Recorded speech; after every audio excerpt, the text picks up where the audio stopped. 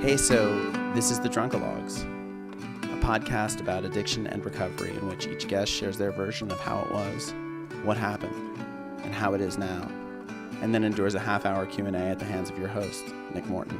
My next guest was a bassist at Abbey Road Studios, where he played with the likes of Elton John, Freddie Mercury, and David Bowie, and what started as a means of overcoming stage fright as a young boy eventually blossomed into a handle-a-day drinking habit, and his life took a drastic turn when a sudden act of violence ended his marriage, and he soon found himself homeless. For most people, recovery comes with some sort of spiritual element, but in this case, that element seems to be supernatural. Won't you please welcome Robb Kelly. So Robb Kelly, where are you from? I'm from Manchester in the United Kingdom. Yeah. I have some cousins from Macclesfield. No way. Yeah. About 20 miles from where I was brought up. Was it a drinky culture that you grew up in? Very much so, yeah. Right. I started drinking at the age of 9. I was a musician. I still am a musician, but got thrown on stage at the age of 9 with a musical family. Your whole family was musical? Well, yeah, but the band I was in was with my uncle and my auntie. And so, what instrument did you play? I specialize in bass guitar. Though I can play anything, but bass guitar my session instrument back then. And so you get on stage, and like then afterwards, you guys have a drink, or as part of the thing, or?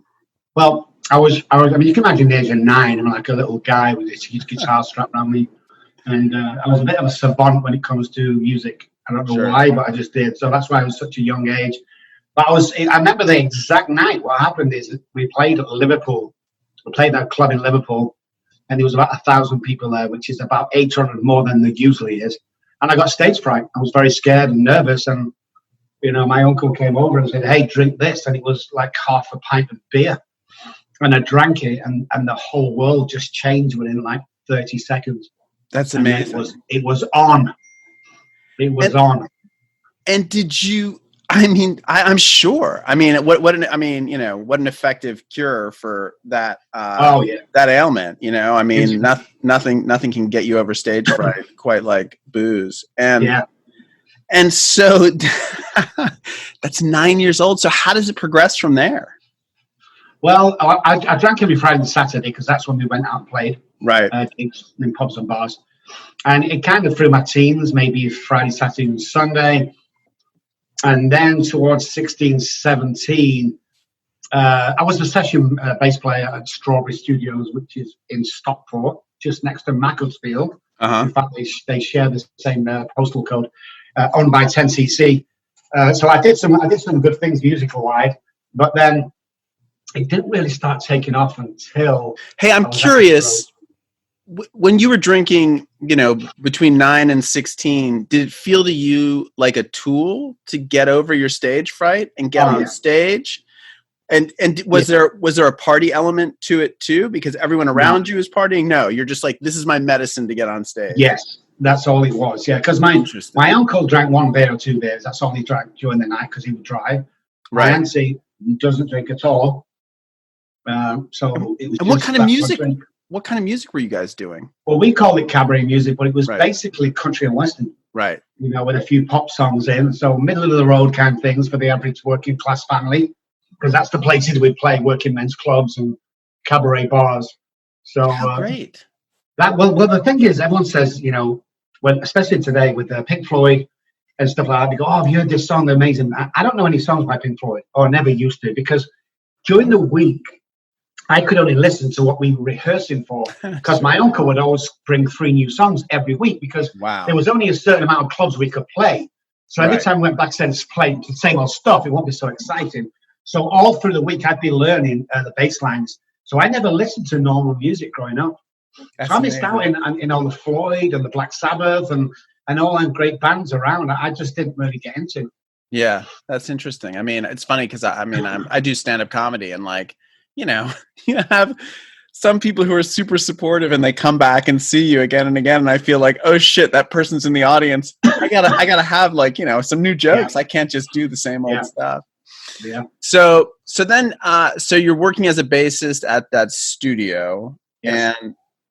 and that's when your drinking sort of changes, you'd say? No, drinking was still okay. Right. And then probably about a year after that, I auditioned. I saw a bass player's job in London for Abbey Road Studios. Right.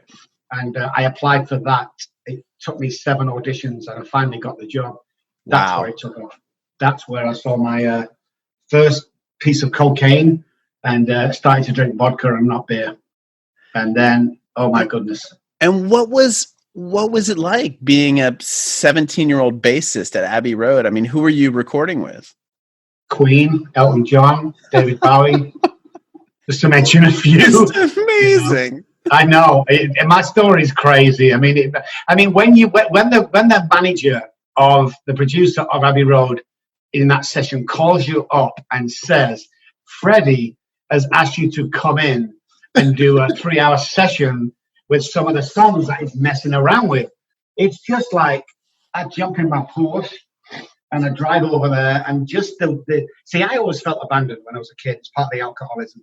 So Sure. That one was phenomenal.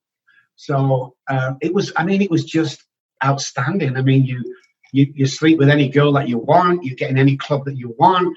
In fact, one night, it was me and Elton, the lead guitar player, and 2 sound engineers.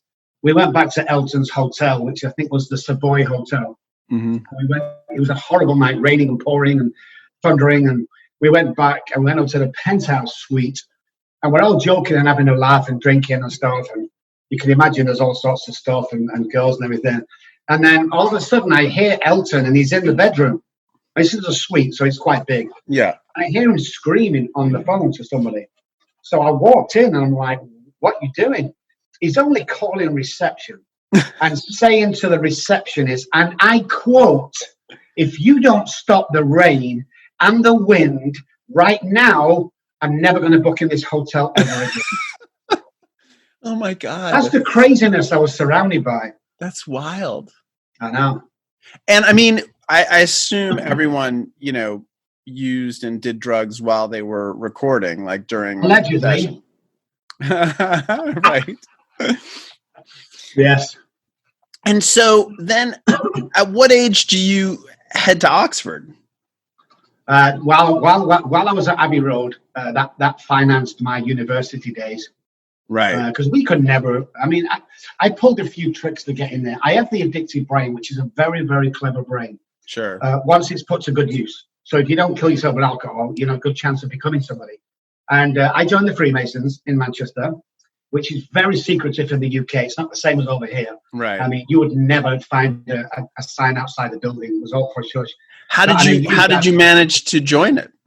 Well, I had a friend whose father was in, so then he went down, he got in, and he said, hey, because every like Thursday night he would disappear and we couldn't go out anywhere. It was like a best friend. I'm like, where'd you go on Thursday night? So I'm a Freemason. We do this, we have dinner, and we do some stuff. He said, come and join. I'm like, I would never get in there. I'm telling you the truth, Nick. I mean, never get in. I'm lower class. I'm nobody. But he put a good word in for me. And this is the crux of the matter, I played organ.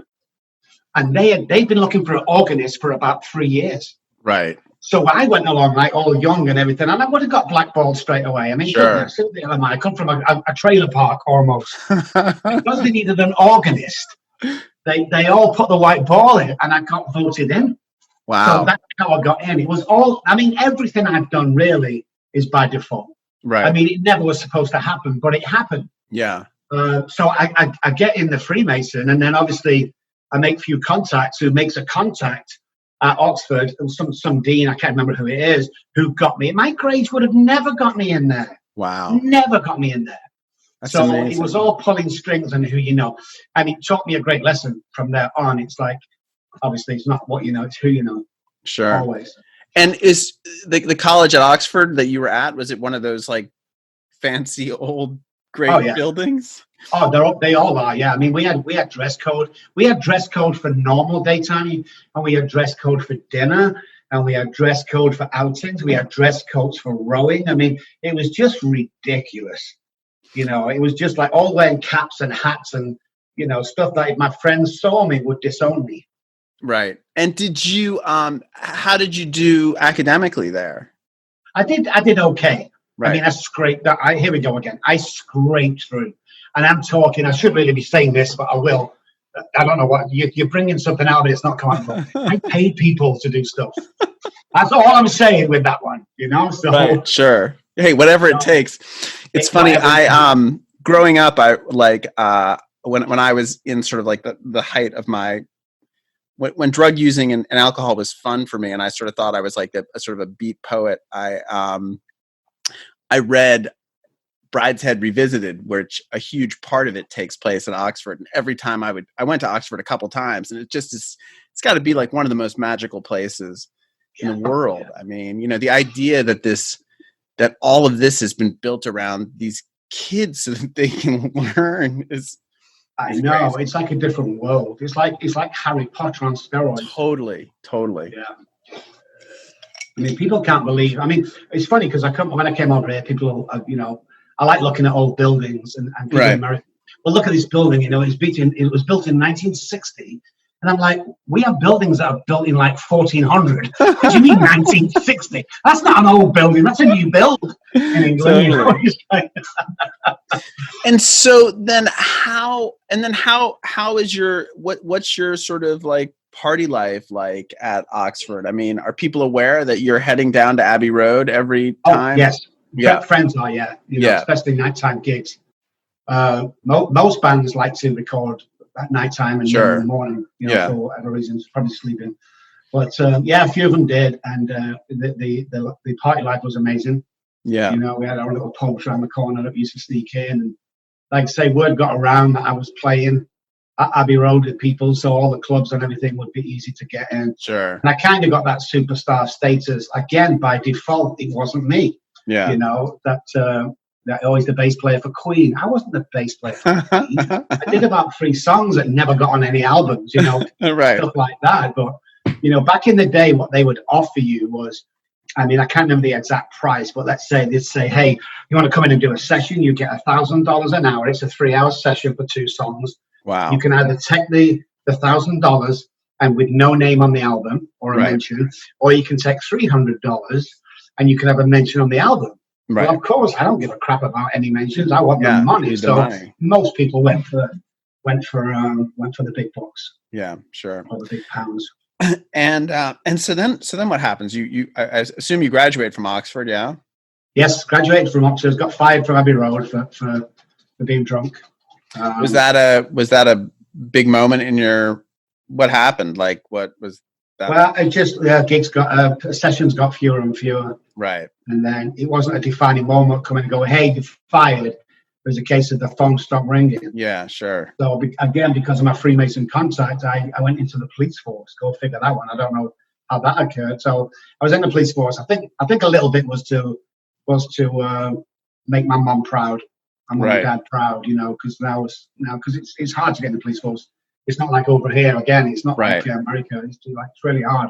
The standard of education and everything.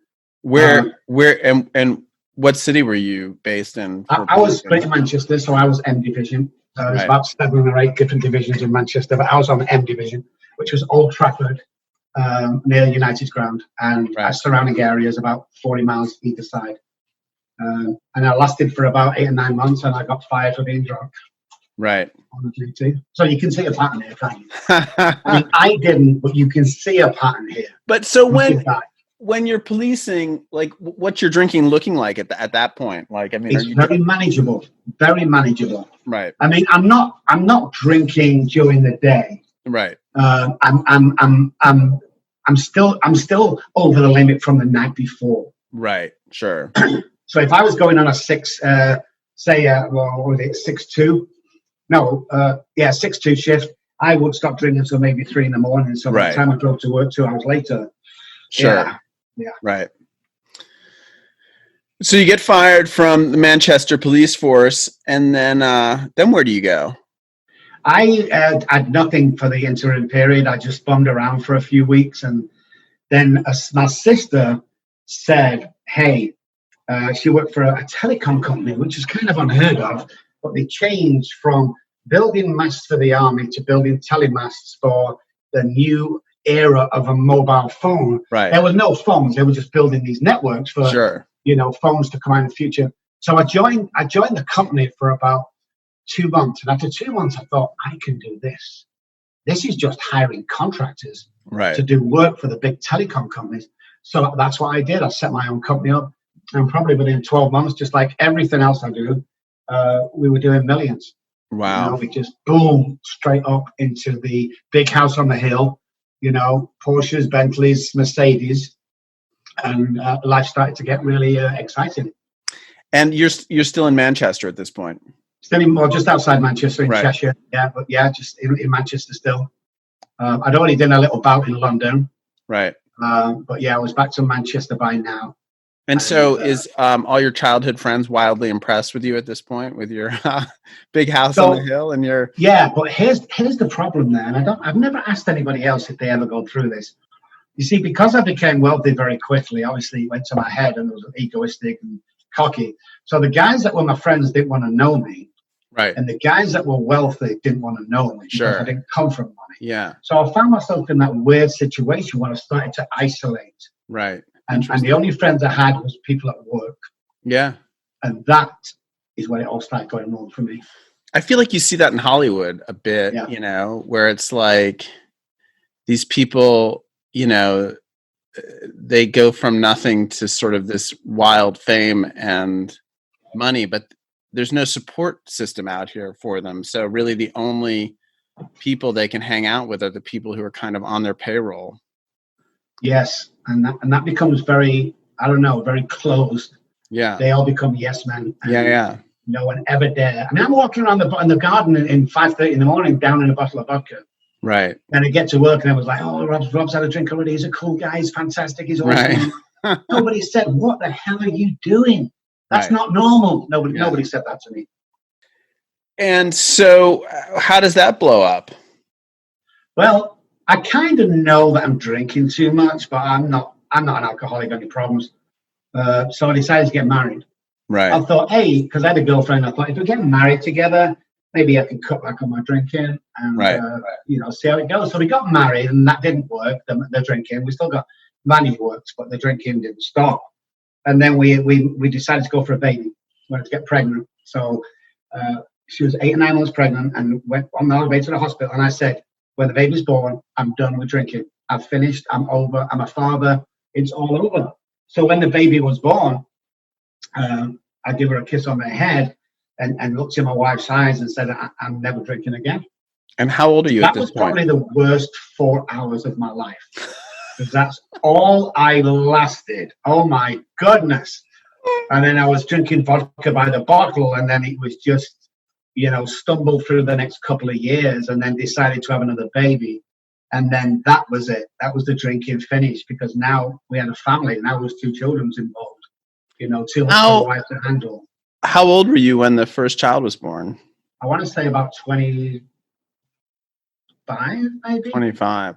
So the second was born. I actually took 2 Bibles to the hospital to put my hands on to swear off. So that's how sure I was that I would never drink again on the second one, and it didn't work out. How long did that last? 6 hours. 6 hours. And at that point, how much are you drinking? Like, the handle, what they call a handle bottle. Yeah. One of them a day, maybe 1.5 a day. Wow. So I'm well into it. Are you waking up in the middle of the night to drink? I am now, yeah. Yeah. Placing bottles. In fact, there's a crazy story that's in the book, but it's so true that about 2, 3, I don't know what time it was in the morning, I woke up and I'm looking for the bottle and I couldn't find it. And I remembered I put it downstairs in the kitchen cabinet. So I went downstairs to find this bottle in the middle of the morning and I finally found it. And I always remember thinking, I found the bottle and I thought, I need a glass. So I want a crystal glass because I'm not an alcoholic. I'm not going to drink out the bottle. Are you crazy? So I'll put it on the side and I'm turning around to find a crystal glass. And my wife comes behind me and snatches the bottle off the counter. And she said, I think you've had enough. She was probably right. I should have gone to bed and thanks. Mrs. Kelly, thank you. You're awesome. I'm going to go to bed and I'm going to sleep it off until the morning. But I took a kitchen knife out and I stabbed her 3 times. And as she went in and hit the floor, I called the emergency ambulance. and the police, and I jumped in a cab. I got straight to the airport, and I jumped on the nearest plane to Spain, and I stayed there for 3 months. Holy cow. Wow. Yeah, I that's did where my not alcoholism took me. I did not see that coming. Wow, Rob, No, that's fucking intense. I know. And did she survive? She did. She's lost a lot of blood, but she survived. And at first, we weren't talking, but in the end, I would only come back to England if she went to her attorney and swore she won't press charges and say it was some sort of accident. So she did, and I came back. But by the time I got back, mate, she had all her bags packed. And when I came home, she got rounded the children, and she says, you know, I love you till the day I die, but you're not going to kill my kids. And she left. And she went to her mum's, and I'm stood in this empty house with nothing, completely nothing. Still didn't think I had a problem. So all I'm thinking is, how can I get the kids back? Because that's what I was pissed about. Not the fact that she was leaving, but she took the children with her. How old were your kids? How old were they at that point? 1 and 3. Right. So I go to my attorney, and we spend a lot of money with him. And I said, hey, you've got 24 hours to bring my kids back. I'll give you $20,000 or pounds, whatever it was. And sure enough, the next day about 10 a.m., they knock on the door, and I opened it, and there's my 2 children. He'd been to court and got some sort of order because I had the house and I was the working one, and Mum was just, you know, going crazy about what had happened. So anyway, I got my kids back, and I remember putting them in the front room, and I turned the TV on, and I went into the kitchen, and I thought to myself, wouldn't it be great just to have one beer to celebrate my kids? And this is like 10 o'clock in the morning.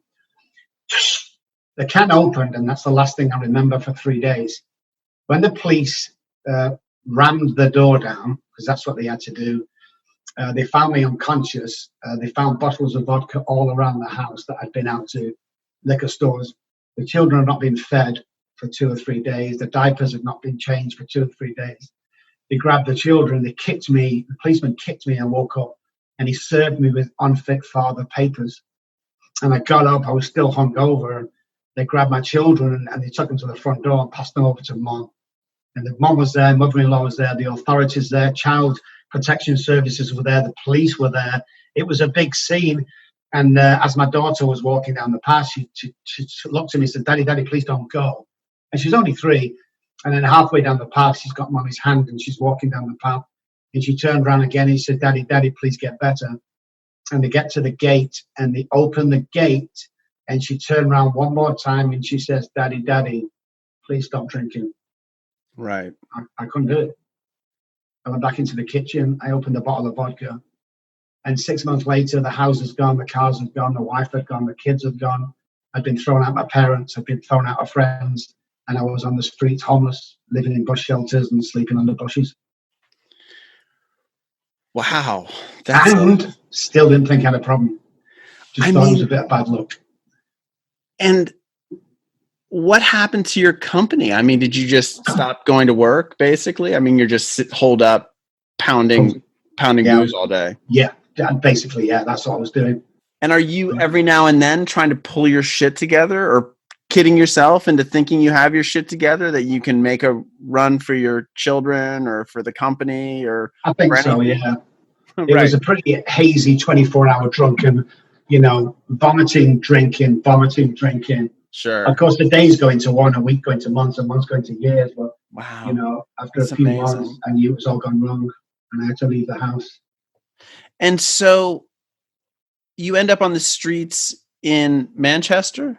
Yes. And how long are you there? That's not a very friendly place to be on the streets, I would think. 14 months I was there. Just over a year. Cold winters. Yeah, and I've always been a fighting guy, karate, boxing. I would love all that. Trained in all of them, bodybuilding. No one messed with me. But when I was on the streets, I was losing weight that quick because I wasn't eating. I was starving to death.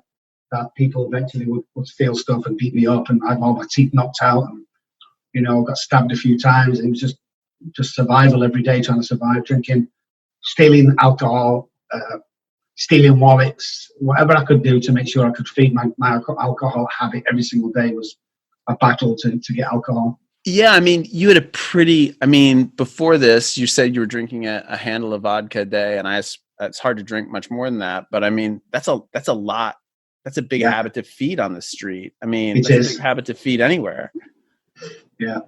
I would just walk in and steal, just grab something. In fact, what happened towards the end, I would walk in blatantly. There'd be a security guard on, and I'd just walk in. I'd pick 2 bottles of vodka up, and I'd walk out, and he could tell that I meant business. I mean, one of them was for me, and the other one was to smash across his face if he dare stop me. Sure. And he just stood aside, and I would always walk out with 2 bottles, and It was just absolutely crazy. It was horrible. And did you get arrested during that time? Got arrested about 9 times, 10 times. Right. Of course, it was all by guys that I know. Right. Because I've been in the police force, and they've gone, Rob, what the hell's going on? What's happening to you? In fact, one time I got a car from somewhere. I got a DUI, driver under the influence, 3 times in one day. I got picked up because they kept letting me go. I said, Rob, don't drive, go home. We don't want to keep you in the cell. Of course, the 3rd time they had to keep me. But yeah, I got arrested a lot for drunk and disorderly. And so then what turns it around for you? Well, Sunday night, Monday morning, 2:30-ish in the morning, I'm walking down the back entrance in Manchester, no lights, nothing. I have no shoes on. Somebody stole my sneakers the night before. I dropped down to my hands and knees. It was pouring down with rain. I remember looking on the floor. I was crying from my belly. I was sobbing, and the tears mixed with the rain as they hit the cobbles on this back street in Manchester. And I remember looking up to the sky, and I remember saying, if there's a God up there, I can't do this on my own anymore. 30 seconds later, this guy walked towards me on a back street in Manchester. He had a small Bible in his hand. And he said, do you need help? And I said, yeah, I'm dying. I'm an alcoholic. And he said, so am I, but I'm in recovery. Do you want to come back to my house and let me stay there for a bit? And that's what happened. I got back to his house. I bathed and shaved for the first time in probably 6 months. He gave me proper food. He gave me clothes, and he let me stay in the house on one condition, that I followed him to a 12-step meeting that he used to go to. And I didn't want to go because I'd been there before. I'd been in a few of them, and I didn't like him. But I went because it was a bed, that I could stay in. And that's what I did. And the first meeting he took me to, I heard a guy talk, and he said he was a recovered alcoholic. And I thought, what does that mean? And I got working with this guy, and my life started to turn around. Had you, up until that point, ever told anyone that you were an alcoholic? No, because the only time I really realized is when I dropped down to my hands and knees. I wasn't crying because I'd lost my kids and my wife and my money. I was crying because the first time in my life I realized I couldn't stop drinking. And that's when it hit me that I was an alcoholic and I couldn't stop drinking. And it took all the loss and all the pain and all the damage that I did to realize that I was an alcoholic and I couldn't stop. That's amazing. It's amazing that guy came there at that moment. I have an even more amazing, because the guy I met in that 12-step room, I walked up and asked him to be my sponsor, and he said no, but I will be your spiritual advisor for a period of 12 weeks. So I said, great. So he said, buy yourself a dictionary and come around a book and come around to the house. And we're going to go through the book, and we're going to mark certain things off, and I'm going to teach you stuff. So every Wednesday from this guy's house I was staying at, I would walk to this John's, his name was John, walk to this John's house and spend an hour doing the homework that I practiced during the week. And we'd go through the book and we'd look words up, and I'd come out and I'd walk the hour back home because I couldn't afford bus fare. I did that for 12 weeks. And after the 12 weeks, when I come out of his house, I knew that if I carried on doing what he taught me, and he taught me loads of stuff in the book that people hadn't seen before. And it was just a different experience.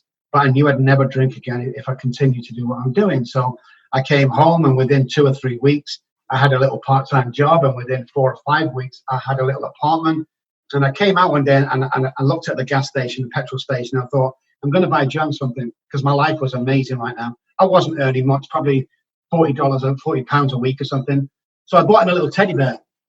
And I got a little card, and I wrote in the card, I don't know why the hell I bought him a fucking teddy. I wrote in the, it's probably the only thing I can afford. Sure. I wrote in the card, thank you for introducing me to God, because God took the compulsion away to drink. And I did the walk back to his apartment because I wanted him to have this. I knew he was going to be chuffed. When I got there, there was nobody yet there. And I was banging that loud that the next door neighbor on the right of his apartment came out, and she says, can I help you?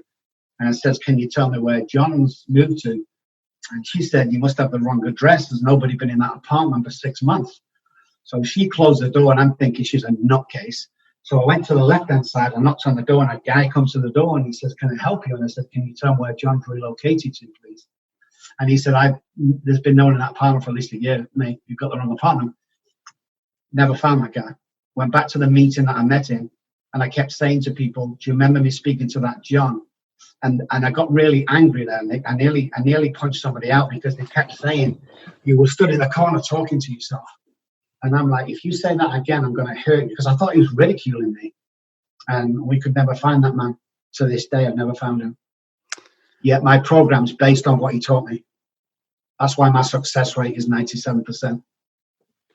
Wow. I mean, there's just a lot there. Let me start with one thing before we go on further. Did you have a physical, did you have delirium tremens and stuff, like withdrawal symptoms? All the time. And how did you contend with that? Just white knuckling it through coffee and sugar and cigarettes? Yes, I did. It wasn't as bad as it's been before. See, I had DTs on the streets. In fact, there was one time when I was stood outside a liquor store, and he had money on me. I was begging for money. And 5:30 in the morning, he opens the store, but he knows the alcoholics not supposed to serve alcohol till 10. And I was going through the DTs. Sure. So I'm sweating, I'm shaking. My blood pressure's pounding in my head. I got a cracking headache.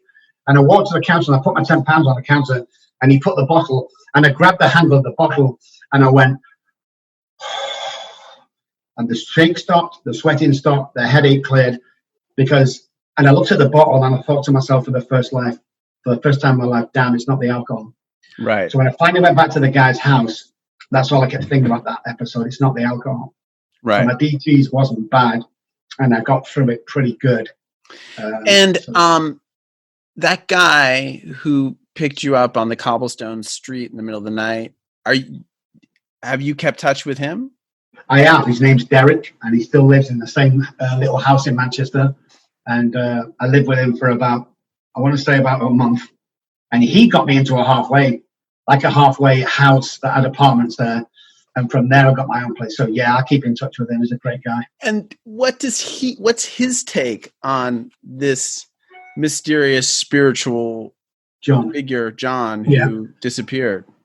Well, this guy was convinced that, because he'd missed his last bus home that night, Derek, from a Bible study. Right. And he had to walk hours. It was an hour's walk home. It was an hour's bus ride. So he was convinced. He knew exactly. He said an angel has come to bless you with information that nobody else has regarding the alcoholism world. And he was wouldn't even speak about anything else apart from that was an angel.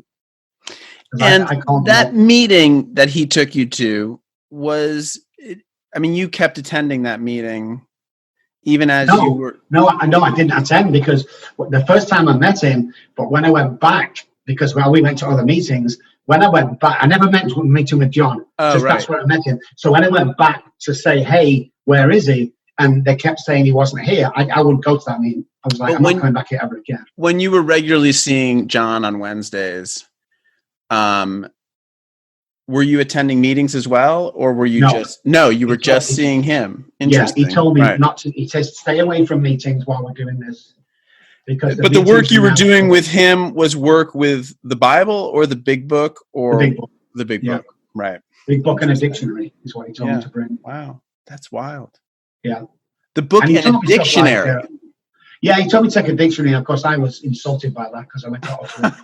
As you should be. Right? And he just said, bring a dictionary. And he kept saying it. But we would look up words. I mean, there was stuff in the Big Book like, earnestness. Right. The word earnestness, what does it mean? Well, I thought I meant what it means. But when you look it up, it's something different. And not only that, the synonym of earnestness is sober. And all the words meant something else that I thought it meant. Like, and my will and my life is not willpower, it's choices. Oxford English said it's choices, and all the words vital, necessary to life, and essential to resolve a crisis. We have a self-imposed crisis, and all this stuff he was teaching, it all made sense and was all in the Big Book. But you had to read it properly, and you had to know all the definitions, because how can you know what they're telling you if you don't know the meanings of the words? Yeah. And how long ago was this? I was 28 when I got sober, so I don't know. I'm 59 now, 32, right. 33 years ago, maybe. Right. And was the apartment furnished? It was very bare, to be honest. Right. But I didn't even notice it when I went in. You know, but yeah, it was the weirdest thing ever. Well, I'm not going to try to dissect this mystery, because I think in a lot of ways, you know, the whole business of recovery is a mystery. Yes. And, you know, yes. I've been sober for 9 years, and like I've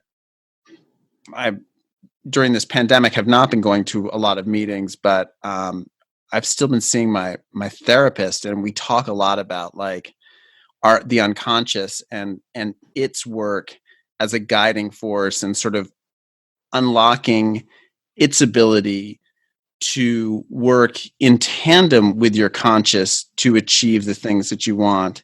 And none of that makes a lot of sense to me, and yet it often seems to work. So far be it from me to try to rationalize what you went through, except to say that, like, it worked. Here you are. I know. Right? Yeah, here I am.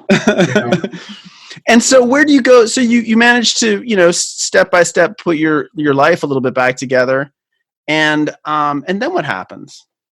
Then I went into, because of the telecoms, I went surveying for about 3 or 4 years. And then I was a drug counselor. So I took my psychology thing and went and got a counselling degree. It was only a 7-month course, but I started counselling maybe 3 or 4 clients a week or something, nothing special. And then I got a letter. I think it was a letter or a phone call. I can't remember. And it was a church in Dallas, Texas. And he'd heard of me, because by now I'm making a little bit of a name for myself with this program called the 3D model, is what I called it. And they asked me to come over to Dallas, all expenses paid. Said they had a problem in their teen ministry in an affluent area with crack cocaine. And it's destroying families, and would I come over and do like a 2-week seminar teaching thing? And I said, I'd love to, you know, I've never really been to America. So I jumped at the opportunity. Now, here's another one crazy story. So I accepted it, they sent me my tickets. It was really exciting. I can't wait. And about 4 or 5 days before I was due, I'm getting everything ready. Get a suitcase out, got my passport out, and it was out of date by 2 days. And I was like, oh my God. So I jumped on a bus. I went over to Liverpool, 39 miles away, and I took my passport in, and I was due to fly in 3 days. And the guy said, you know, I said, can I expedite it? And he said, well, you can, but it's going to be at least 4 weeks. Right. It's 8 or 9 weeks normally, but 4 weeks can expedite. So I said, don't bother, just put it through. And I came back, and I was really scared of calling, you know, the church in Plano, because I just didn't know what to do. And I was supposed to fly on the Friday, and I took the passport down the Tuesday. And then the Thursday, there was a knock on the apartment door, and I opened it. There was a postman there with my passport. I can't figure that. No, I know. All stuff like that started to happen to me. Right. The reason why I'm here today. Sure. So I came over here, and the weirdest thing happened is I got a message from God. I had conversations with God. In the early days, they were very strong. And he said, you can't be a prophet in your own country. Right. So, which I'd forgotten about. Well, but I went over there, and as soon as I stepped off the plane, I knew I wasn't going home. I knew that this was the place where I was supposed to be. So after the 2 weeks, the lady that picked me up from the airport, from the church, became my wife. Right. And I obviously put my immigration stuff in. Then I couldn't leave the country for 18 months while it was going through. That came back, went back, sorted a couple of things up, come back over here, and I've been here ever since. Just gone back to visit. So with all the devastation that I caused, my daughter, who says, Daddy, please stop drinking, disowned me completely. And my youngest daughter disowned me. And I've not spoke to him for 20-something years.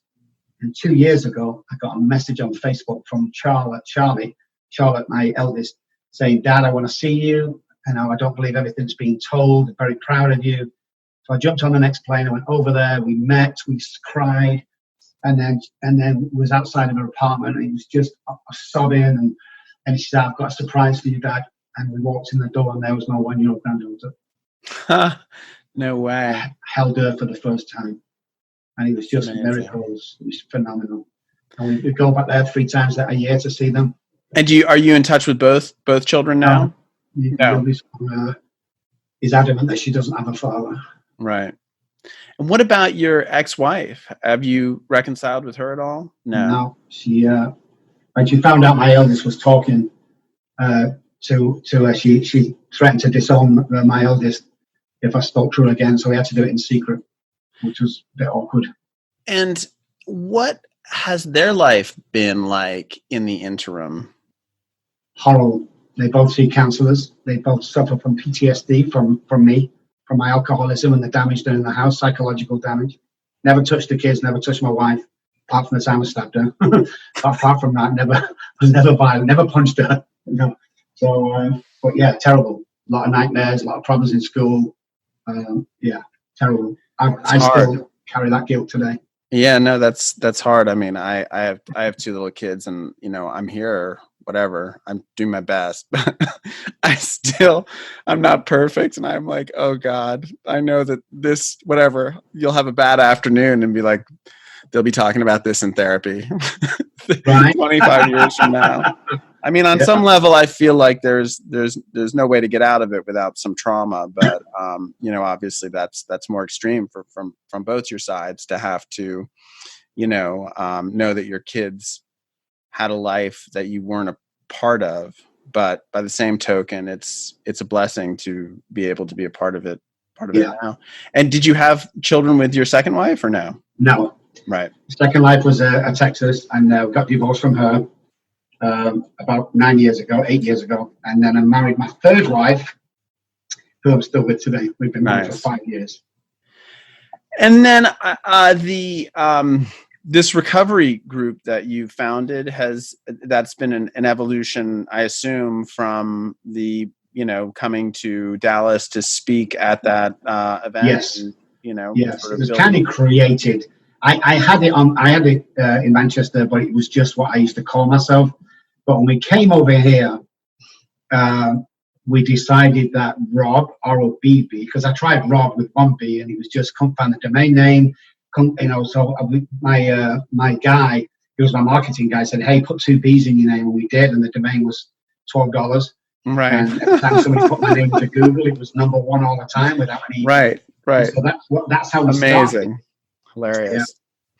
And what is, you mentioned something when you were going, you said you went to Dallas to do this 3D program. I assume that is the nature of the program. How does that differ from other recovery methods? Well, we actually treat the problem, not the symptom. Most people focus on the alcohol and focus on the drugs.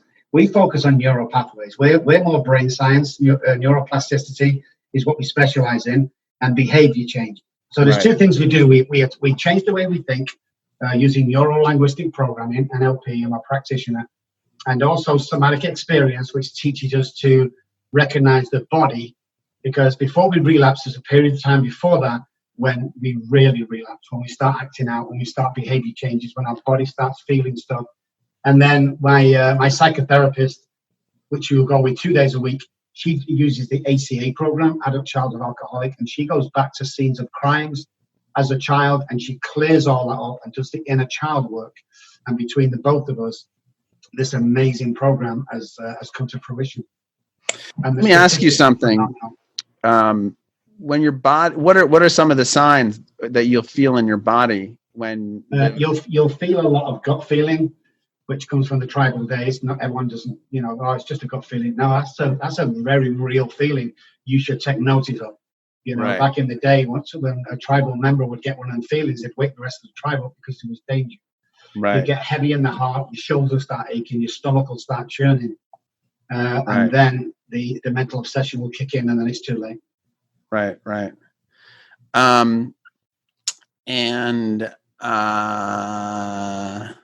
Is a 12-step program part of the program of recovery that you guys teach? We use the first 164 of the big book. Right. We use edition 1. It's public domain. We don't tell anybody to go to any AA, NA, or anything like that. It's not part of our deal. If they want to, that's fine. But of all the teachings, I've spent 20 years at school altogether over the years, getting my qualifications. And I studied Carl Jung. And the best piece of literature I've ever read personally regarding the getting well of an alcoholic is the first 164. So we used the first 164 as part of that. It's probably about 10% of our program. And is it inpatient or outpatient? It's IOP. It's outpatient only, and 97% is done by telehealth. Right. We've been doing telehealth for about 7 years. Yeah, it's just telehealth. I mean, we have an office in San Antonio, but most of the time we like to do it in people's houses, because what we found, we did a survey some years ago when we had huge offices in Dallas. Is that when people came to the office, they'd shave, do all their hair, get their nice clothes on, come in a sterile office, sit down and be guarded. Right. Whereas we did a couple of telehealth sessions, and we found that not only were they wearing pajamas, but a nice cozy shirt in their own surroundings, but you could get into their head a lot quicker, and you could manipulate neural pathways because they weren't on guard. And we found that the success rate went because we could do this. So then we became like the telehealth expert. Now, in a world where everything is telehealth, what platform do you use? We're still using Zoom just because it's HIPAA compliant. I don't think there's anything else HIPAA compliant right now. I don't know, but I know that we've always used Zoom. Right. But yes, overnight, suddenly everyone's a telehealth expert. Well, I mean, I've been using it for my therapy sessions. I have to say, I'm like, I'll never go back to driving to my therapist. I mean, I don't think, unless it's crazy around here and I can't get any privacy. But so, well, Rob, I mean, that's an amazing story. I think it's crazy. It's crazy, and I'm really glad that you reached out to me, because it's great. It's great to sit down with you and hear it. So thank you. Hey, so if you've been enjoying this podcast, you can head over to my Patreon page and feel completely free to support the show with a modest contribution at www.patreon.com/The Drunkalogs. The Drunkalogs cover art is designed and created by John DeManil, and the Drunkalogs theme song is composed and performed by Stephen Stout. I am Nick Morton.